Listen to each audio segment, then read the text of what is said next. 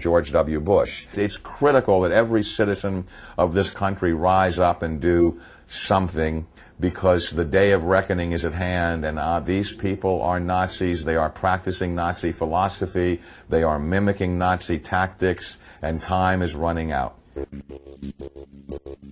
And now it's being reported that the architect of the Bush administration's policies, Karl Rove, is the grandson of Karl Rover, a Gauleiter or governor over an entire state in Nazi Germany.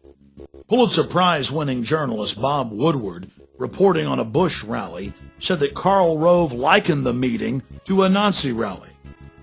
Now the Bush-Rove-Schwarzenegger nexus is promoting worldwide war in the name of America's safety to stop the threat of terrorism.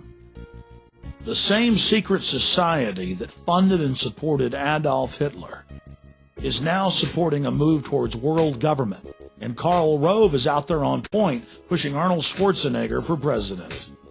Today. We don't know what to make of the fact that he seemed to be somewhat part of the winner's circle, do we? We don't know why he was so much in evidence today. Well, he's the Republican governor of the most populous state in the Union, who is very supportive. He's an old friend of 41's. The San Francisco Chronicle reported the decision to have Arnold run was made by Rove at the Bohemian Grove. You've got to hand it to the political wizards. Tens of thousands of Republicans at the RNC praising and chanting for a man who's for open borders and rabidly against the Second Amendment, but they've been told to worship him, so they are. This isn't the first time we've been fooled by foreign usurpers. There was another interesting meeting in Madison Square Garden back in February of 1939 by the Bund, or the American Nazi Party.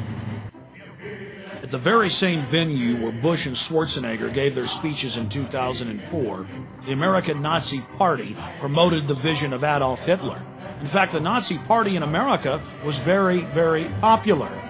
The people hadn't yet seen the danger, because while the American people slept, Nazi agents like Prescott Bush were working overtime for the right. And Arnold's father, Gustav Schwarzenegger, was busy too, volunteering for the Nazi Party in Austria when it was illegal and becoming an SS officer.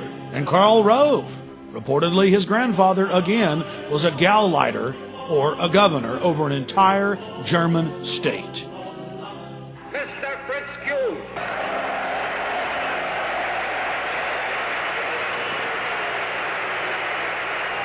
You all have heard of me through the Jewish-controlled press as a creature with horns, a cloven hoof, and a long tail. If you ask what we are actively fighting for under our charter, I will here repeat the declaration I made public some time ago. First, a social, just, white, Gentile, ruled United States. Second, all the American Nazis talked about was how much they loved America, how pro-USA they were. And a lot of the public bought it. And the fathers and grandfathers of the men who run our country today were in full support of the Bund. It's now the 21st century, and things have gotten a lot slicker. The question is, will the public buy it? California Governor Arnold Schwarzenegger.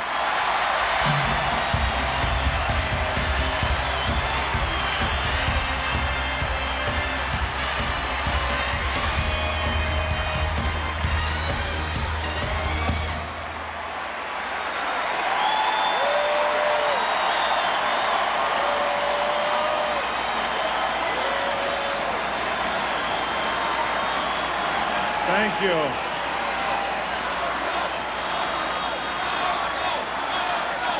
Did I wake up in the middle of a Twilight Zone or Outer Limits episode? The American people cheering and chanting the name of someone whose homeland is Austria and who openly talks about being a dictator all the time? Thank you very much. Thank you.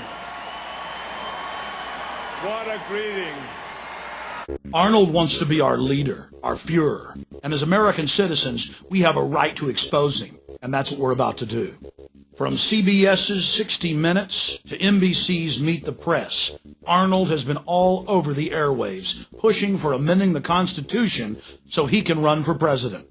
High-level members of his gubernatorial campaign have now started a national movement to repeal Article 2, Clause 5 of the U.S. Constitution that blocks foreign-born from the presidency. In November of 2004, former President George Herbert Walker Bush gave Schwarzenegger the George Bush Award at his presidential library in College Station, Texas. And he told the crowd, "Don't bet against Arnold Schwarzenegger. There's a good chance he's going to end up being our president." Arnold Schwarzenegger positioned himself into the Kennedy family by marrying Maria Shriver. And now she's out shilling for him, but saying, "It's for other foreigners, not for my husband. Change it for everybody. It's fair. Just trust me." For well over a year, every day they're in the newspapers or on television, pushing to change the Constitution. And now Schwarzenegger, in an authorized biography, has told the Kennedy biographer that yes, there is a secret plan to put him into the White House. And the powerful head of the Senate Judiciary Committee, Orrin Hatch, has introduced what is called the Arnold Bill. There are 3 other pieces of legislation introduced by other congressmen like Dana Rohrabacher in the House.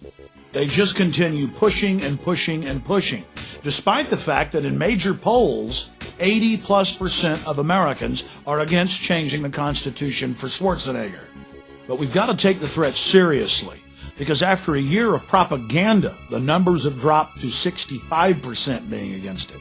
And then you have to ask yourself, what will those numbers be in 4 years? The elite love Arnold Schwarzenegger because he has an international appeal, and they've been very carefully grooming him for his role as American president inside the New World Order. That's why we've launched Americans Against Arnold and the website arnoldexposed.com in a desperate attempt to stop this foreign usurper. Efforts by supporters of California Governor Arnold Schwarzenegger to change the United States Constitution are not sitting well with the Texas radio host. Alex Jones claims he raised $5,000 in just 2 hours to combat the campaign for a constitutional amendment to make non-native citizens eligible to serve as president. Jones says he will run TV ads in Austin, Texas and Sacramento, California, opposing the amendment drive.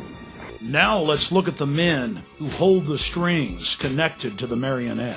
Here are 2 different San Francisco Chronicle articles revealing that it was Karl Rove at Bohemian Grove that set the strategy for Arnold's successful gubernatorial win. An article in the Scotsman newspaper in September of 2002 openly showed Arnold Schwarzenegger with Warren Buffett and Lord Rothschild and said they were there meeting at the Rothschild Castle to discuss business strategies. In the article, they talked about how he was lining up his run for U.S. president a year before he ran for governor. In the middle of the Enron-engineered California energy crisis, Arnold met secretly with Michael Milken, the junk bond dealer, and Kenneth Lay at a Beverly Hills hotel. The federal government has now released documents from the event, and guess what they were doing at the meeting? Discussing how to cover up Enron's culpability. Arnold ran for governor promising that he wouldn't take special interest money. Guess what? He's broken all previous records for taking corporate money. Like other famous Austrians we can think of, Arnold is obsessed with being king of the world. He's told friends, family, newspapers, magazines, over and over again that he wants to be ruler of the world, that he dreams of being a dictator, that he wants to be worshipped at a Nuremberg-style rally like Hitler. Rolling Stone reported on it in the 70s. The London Guardian and CNN in 2003 both reported how he told friends and family of a recurring dream where he walks the earth as our ruler, and of a 50-year plan he had as a young man to become world ruler. In 1990, he told U.S. News and World Report, "My relationship to power and authority is that I'm all for it. People need somebody to watch over them. 95% of the people in the world need to be told what to do and how to behave." Following in the footsteps of dictators before him, Arnold loves to be seen with giant images of himself behind him. The cult of personality concept in politicians is totally alien to America's history, but it's second nature to people like Kim Jong-il, dictator of North Korea,